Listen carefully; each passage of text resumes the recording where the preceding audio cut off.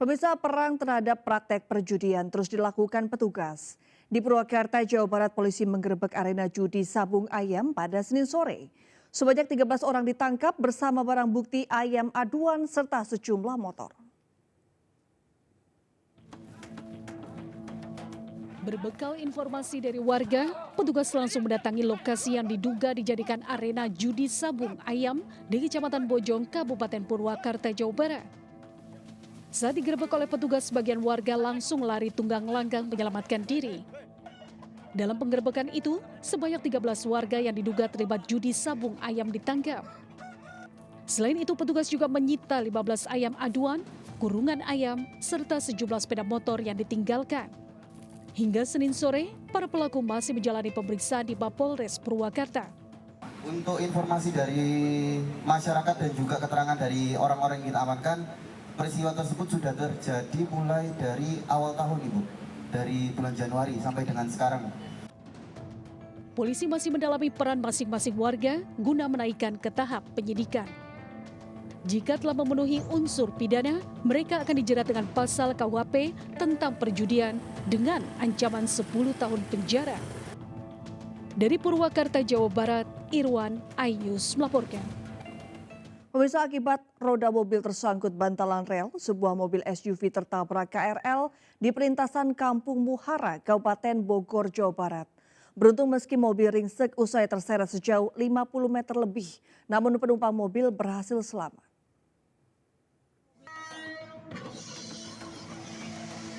Sebuah mobil SUV terseret KRL jurusan Nambo, Kabupaten Bogor pada Sabtu malam. Menabrak badan kendaraan, KRL melakukan pengereman mendadak hingga membuat penumpang gerbong beramburan. Beruntung meski mobilnya ringsek di bagian depan dan samping usai terseret sejauh lebih dari 50 meter, para penumpang mobil selamat. Sebelumnya, SUV pelajar kereta tersebut sempat mogok lantaran rodanya tersangkut di bantalan rel yang amblas di pelintasan kereta Kampung Muara, Citerep, Kabupaten Bogor. Warga gagal mengevakuasi mobil lantaran KRL dari Jakarta menuju Nambo sudah terlalu dekat hingga tabrakan tidak terhindarkan. Macet minta tolong turun dorongin. Oh, nyangkut Pak? Nyangkut badannya nyangkut. Terus langsung ini dorong, begitu dorong nggak bisa sama sekali udah ngangkat ban, tetap ini nyangkut. Kecelakaan kereta di pelintasan tanpa palang pintu tersebut sudah kerap kali terjadi. Sementara hingga Senin siang, warga menutup akses jalan di lokasi demi menghindari kecelakaan berulang. Dari Kabupaten Bogor, Jawa Barat, Cahayat Supriyatna, iNews melaporkan. Sumur minyak mentah ilegal di Kecamatan Sungai Lilin, Kabupaten Musi Banyuasin, Sumatera Selatan meledak dan membakar sekitar lokasi. Satu orang warga ditemukan tewas di sekitar lokasi ledakan. Mutung lagi. Sebanyak 2 sumur minyak ilegal meledak dan terbakar hebat, tepatnya di Dusun Parung, Desa Sri Gunung, Kecamatan Sungai Lilin, Kabupaten Banyuasin, Sumatera Selatan, Minggu dini hari. Kobaran api dengan cepat merambat dan membakar hutan di sekitar lokasi. Kobaran api masih menyembur serta kepulan asap masih membumbung tinggi dan mengeluarkan gas.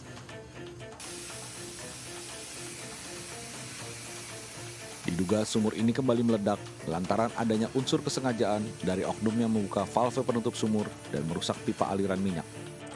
Ledakan hebat di lokasi tambang minyak ilegal yang tidak jauh dari bantaran Sungai Parung menelan 1 korban tewas.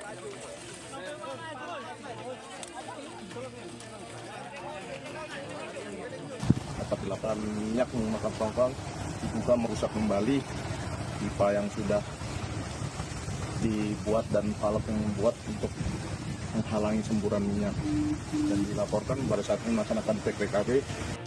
Polisi telah memasang pembatas agar warga tidak melintas lokasi keledakan tersebut. Sementara tim gabungan masih berusaha memadamkan kobaran api yang masih menyala. Dari Musi Banyuasin, Sumatera Selatan, Edi Lestari, iNews melaporkan. Sebanyak 20 bangunan dari 2 hotel dan sebuah restoran di Karangasem, Bali terbakar. Video detik-detik belasan WNA tamu hotel menyelamatkan diri dari kebakaran hotel viral di media sosial. Viral di media sosial, video detik-detik belasan WNA tamu Hotel Padang Bay Beach Inn, Karangasem, Bali menyelamatkan diri saat api melalap hotel. 19 WNA tamu hotel dan pegawai hotel berhasil selamat setelah keluar lewat balkon hotel dan meluncur turun di tiang listrik. Tidak hanya Hotel Padang Bay Beach, kebakaran turut menghanguskan Hotel Kirti dan restoran Billabong. Total ada 20 bangunan yang terbakar. Proses pemadaman kebakaran pada Minggu malam ini berlangsung cukup lama hingga Senin pagi. Hingga kini pihak kepolisian masih menyelidiki penyebab kebakaran. Menyuruh satpamnya keluar, yang tinggal, yang lari ke Billabong. Nyari satpamnya. Cari satpamnya, ternyata di sana kosong. Kebakaran, keluar, sup, bakaran. Hotel Padang Bay Beach, kemudian Hotel Kirti dan restoran Billabong Padang Bay. Jadi penyebab kebakaran masih dalam penyelidikan. Dari kejadian ini, ketiga pemilik mengalami kerugian hingga 5 miliar lebih. Dari Karangasem, Bali, Yunda Arista, iNews melaporkan. Pemirsa, unjuk rasa aliansi mahasiswa di kawasan Patung Kuda, Jakarta berujung ricuh. Polisi terpaksa membubarkan massa karena sudah melewati jam unjuk rasa pukul 18 WIB.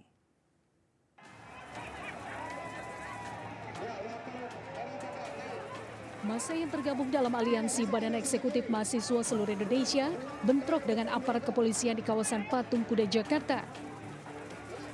Polisi terpaksa membubarkan kasih mahasiswa karena dianggap telah melebihi jam izin unjuk rasa pada pukul 18 waktu Indonesia Barat. Polisi memukul mundur massa hingga ke Jalan MH Tamrin. Unjuk rasa yang berlangsung sejak siang hari ini mengkritisi 10 tahun kepemimpinan Presiden Joko Widodo yang dianggap telah melanggar konstitusi. Pihak kepolisian menutup Jalan Medan Merdeka Barat sehingga para mahasiswa tidak bisa mendekat ke kawasan Istana Negara. Usai dibubarkan, arus lalu lintas di kawasan Medan Merdeka yang sempat macet kembali normal. Dari Jakarta, Kevin Pakan, Ade Supriyatna, iNews melaporkan. Ratusan mahasiswa yang tergabung dalam Badan Eksekutif Mahasiswa Seluruh Indonesia dipukul mundur oleh pihak kepolisian dalam aksi demonstrasi di kawasan Patung Kuda, Jakarta. Kondisi lalu lintas di kawasan Patung Kuda kembali normal. Pemirsa, ratusan mahasiswa yang tergabung dalam Badan Eksekutif Mahasiswa Seluruh Indonesia melakukan aksi demonstrasi di kawasan Patung Kuda Medan Merdeka Barat, Jakarta Pusat. Yang mana mahasiswa ini sudah menduduki kawasan Patung Kuda dari mulai pukul 15 waktu Indonesia Barat. Adapun sejumlah hal yang mereka tuntutkan ini terkait dengan pemerintahan Jokowi selama 10 tahun terakhir, dan hal yang paling krusial ini terkait dengan pemilihan capres-cawapres yang dianggap melanggar konstitusi.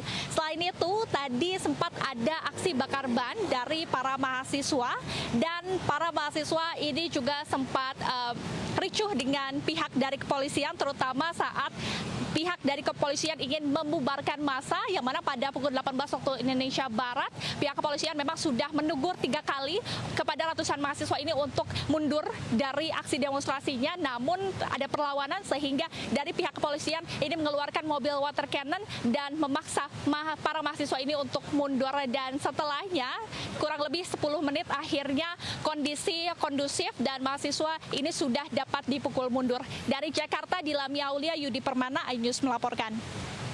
Pemirsa, unjuk rasa memprotes tindakan arogan kepala sekolah di Konawe Utara, Sulawesi Tenggara berlangsung ricuh.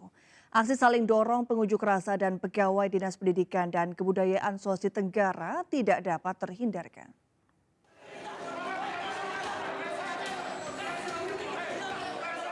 Aksi unjuk rasa di kantor Dinas Pendidikan dan Kebudayaan Sulawesi Tenggara berlangsung ricuh. Unjuk rasa menuntut pemberhentian kepala sekolah di sebuah SMA di Konawe Utara karena dinilai bersikap arogansi kepada 28 guru pengajar di sekolah tersebut. Kericuan berawal saat pengunjuk rasa menerobos masuk ke dalam kantor untuk bertemu kepala dinas. saling dorong antara pengunjuk rasa dan pegawai kantor Dinas Pendidikan dan Kebudayaan Sulawesi Tenggara tak dapat terhindarkan. Amarah pengunjuk rasa dapat diredam saat Kepala Dinas Pendidikan dan Kebudayaan Sulawesi Tenggara, Yusmin, keluar menemui pengunjuk rasa. Dengan tadi saya kecewa, seharusnya ini bisa kita selesaikan secara baik, secara musyawarah, secara kekeluargaan. Ya tentu ini kan tidak ada yang sempurna, sepanjang bisa diselesaikan. Tetapi karena sudah di ranah polisi, ya silakan. Artinya tentu kan kita tidak bisa intervensi juga hasil daripada penyelidikan atau penyidikan dari kepolisian. Kita serahkan sama kepada hukum. Pengunjuk rasa berjanji akan melakukan aksi yang lebih besar lagi ketika tuntutan mereka tidak terpenuhi. Dari Kota Kendari, Sulawesi Tenggara, Febriano Tameng, iNews melaporkan. Kejaksaan Agung melimpahkan 2 tersangka yakni Harvey Mois dan Helena Lim serta barang bukti kasus korupsi PT Timah kepada Kejaksaan Negeri Jakarta Selatan. Jumlah barang bukti kedua tersangka mulai dari 17 unit tanah dan bangunan, 11 mobil mewah, ratusan tas branded hingga uang tunai puluhan miliar rupiah. Kejaksaan Agung melimpahkan 2 tersangka berikut barang bukti dalam perkara dugaan tindak pidana korupsi timah, yakni Harvey Mois dan Helena Lim ke Kejaksaan Negeri Jakarta Selatan. Tersangka suami selebritis Sandra Dewi, Harvey Mois dengan barang bukti diantaranya 11 unit tanah dan bangunan, 8 mobil mewah, 88 tas branded, 141 perhiasan, logam mulia, hingga uang tunai 13,5 miliar dan 400.000 mata uang asing US dollar.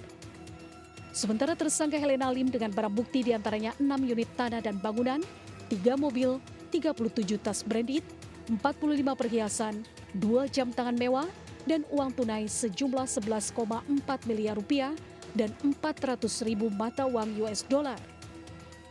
Keduanya selain ditersangkakan dengan pasal 2 dan 3 Undang-Undang Tipikor, juga pasal 3 dan 4 Undang-Undang Nomor 8 Tahun 2010 tentang pencegahan tindak pidana pencucian uang. Jajaran Jampitsus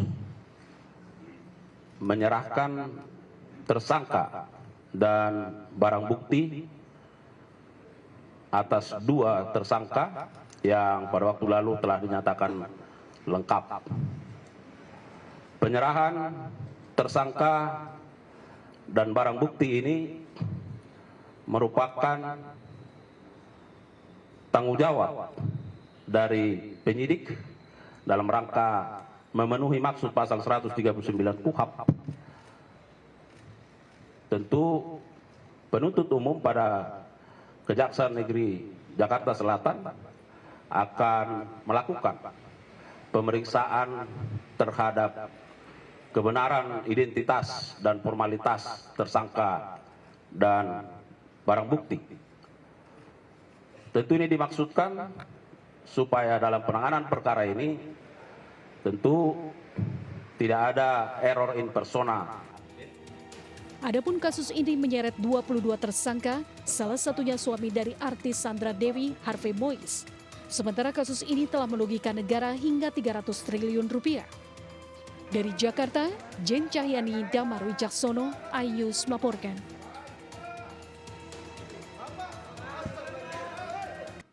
Tim kuasa hukum Ibtu Rudiana melayangkan somasi terbuka untuk Dede Riswanto yang merupakan saksi kunci kasus pembunuhan Vina dan Eki di Cirebon 2016 lalu.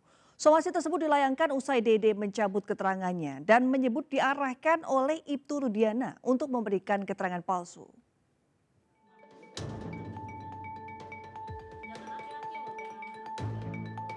Ibtu Rudiana melalui penasehat hukumnya melayangkan somasi terbuka untuk Dede Riswanto. Diketahui Dede Riswanto merupakan saksi kunci kasus pembunuhan Vina dan Eki di Cirebon pada 2016 silam.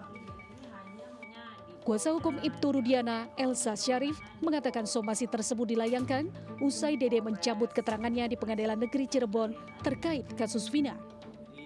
Selain itu, somasi terbuka itu diberikan lantaran Dede menyebut telah diarahkan ke Ibtu Rudiana untuk memberikan keterangan palsu. Hal tersebut yang menimbulkan banyaknya ujaran kebencian serta fitnah terhadap Ibtu Rudiana. lewatin gitu loh. Ini esensi daripada pembelaan kita adalah beliau ini statusnya sebagai korban. Korban yang berjuang untuk anaknya dalam mencari keadilan, kebenaran. Pada bulan Mei 2024 yang lalu, kita semua masyarakat Indonesia telah menonton Vina sebelum 7 hari. Semua apa? Semua menyatakan setuju. Cari itu pelakunya. Tangkap itu pelaku gitu. Tapi setelah ditangkap oleh Polda Jawa Barat, semua berbalik, bela terpidana, bebaskan dia, seperti itu. Saya merasa aneh terkait dengan pemikiran kita semua. Kita di sini mau bela korban atau mau bela terpidana? Selain Dede, tim hukum Ibtu Rudiana juga melayangkan somasi terbuka kepada Dede Mulyadi dan juga Liga Akbar. Hingga saat ini Ibtu Rudiana belum juga muncul ke publik dan menepis secara pribadi segala tuduhan yang dilayangkan kepada dirinya. Dari Jakarta, Faisal Rinaldi, Andri Setiawan, iNews melaporkan. Sementara itu, Dede, saksi kunci kasus pembunuhan Vina dan Eki pada tahun 2016 silam yang sebelumnya menghilang kini muncul ke publik. Ia membeberkan skenario kesaksian palsu yang diatur oleh ayah Eki, yakni Ibtu Rudiana. Saya tidak tahu kejadian itu sama sekali dengan Aep, dengan Pak Rudiana. Nah, pada saat itu kan saya rakyat kecil, Pak. Saya nggak ngerti hukum. Sekolah pun saya hanya SMP. Ya saya merasa takut, Pak, sudah di dalam. Saya bisa apa di situ, Pak? Ya, tapi kan umpamanya kan kamu kan tuh merasa berbuat, kenapa nggak nolak aja? Apa kamu diiming-iming? Tidak ada sama sekali, Pak. Diiming-iming. Enggak. Tidak ada sama sekali. Tapi kok kan orang bertanya, kok semudah itu kamu langsung diajak ini langsung kamu mau gitu, kenapa?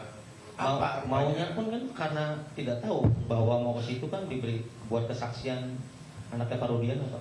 Mungkin kalau saya tahu, ayah ngasih tahu sebelum masuk Polres. Pemirsa, nelayan di Lampung Selatan dihebohkan dengan munculnya barang-barang seperti makanan ringan, rokok, popok bayi hingga perlengkapan TNI AL di perairan setempat. Diduga barang-barang merupakan isi kontainer kapal motor Glory yang karam di perairan Kepulauan Seribu. Satu buah kontainer jatuh di tengah laut. Rekaman video yang beredar di media sosial dan menjadi viral ini diambil nelayan di perairan timur, Kabupaten Lampung Selatan, Lampung, tepatnya di wilayah Kecamatan Ketapang, saat menemukan sebuah kontainer yang hanyut terbawa arus ke perairan setempat. Para nelayan saling berebut dan bekerja sama untuk mengumpulkan barang-barang yang mengambang dari dalam kontainer tersebut ke dalam puluhan perahu. Warga kemudian menjual sejumlah barang-barang kepada pengepul. Sementara sebagian barang lainnya telah diamankan oleh polisi. Penemuan ini menghebohkan mereka, pasalnya barang-barang yang muncul seperti makanan dan minuman ringan, rokok, bumbu dapur kemasan, popok bayi hingga perlengkapan TNI AL. Kapolres Lampung Selatan mengatakan, barang-barang ini diduga berasal dari kapal motor Glory Indah 1 Surabaya yang karam di perairan Kepulauan Seribu pada Rabu lalu. Nah, berkaitan dengan hal ini, ya, kami dari Polres Lampung Selatan memberikan himbauan kepada masyarakat, ya, khususnya para nelayan, bila mana menemukan barang-barang temuan, ya, kontainer apapun itu, agar segera dilaporkan kepada pihak kepolisian, ya, bisa melalui Satpol Air, karena mengingat barang ini jelas kepemilikannya, ya. Diketahui 18 kru kapal berhasil selamat, namun kapal beserta seluruh muatan tenggelam dan hanyut terbawa ombak. Dari Lampung Selatan, Lampung, Heri Fulistiawan, iNews melaporkan. Pemirsa, tim penjinak bahan peledak melakukan evakuasi sebuah mortir zaman Belanda yang ditemukan pemulung di tanggul pinggiran Sungai Tanjung, Kecamatan Air Putih, Batubara, Sumatera Utara. Mortir yang berstatus masih aktif dan berbahaya ini segera dimusnahkan.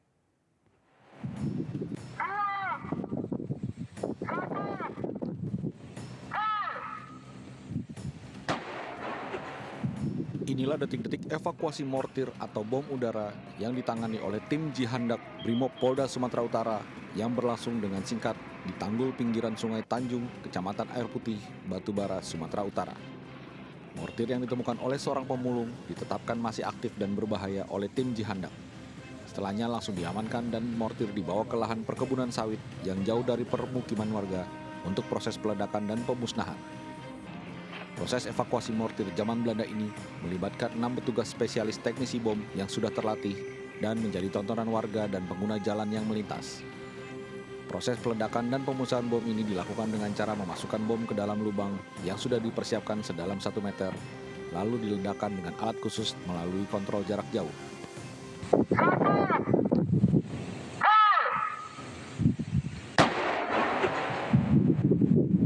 Tindakan yang dilakukan oleh tim Jihandak Brimopolda Sumut dilakukan pemusnahan di tempat yang sudah disediakan.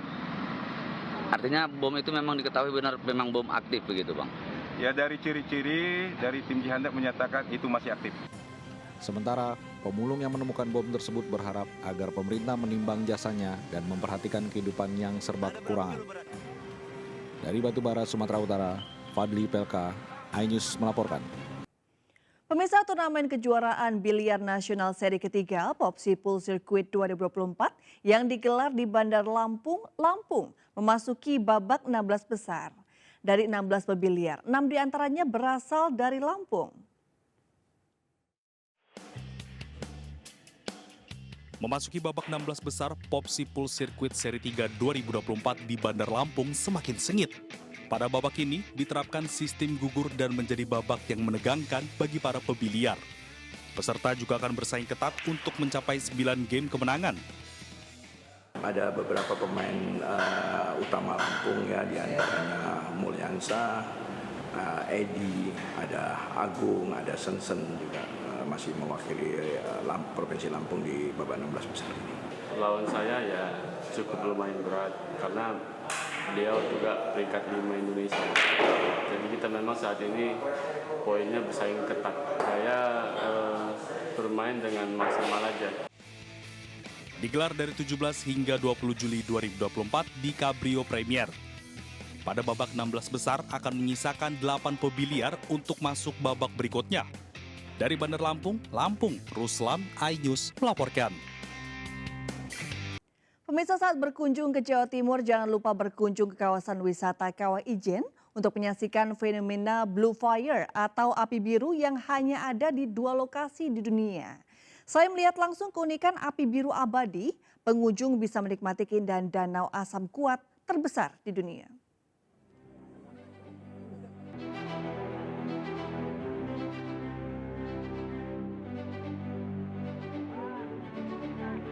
Blue Fire atau api biru di Kawah Ijen ini menjadi destinasi wisata populer baik bagi wisatawan lokal ataupun turis asing.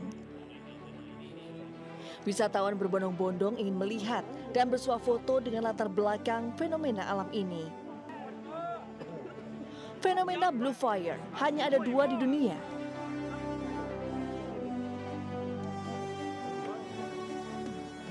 Fenomena Blue Fire merupakan proses penguapan belerang yang terlihat berwarna biru terang ketika malam hari.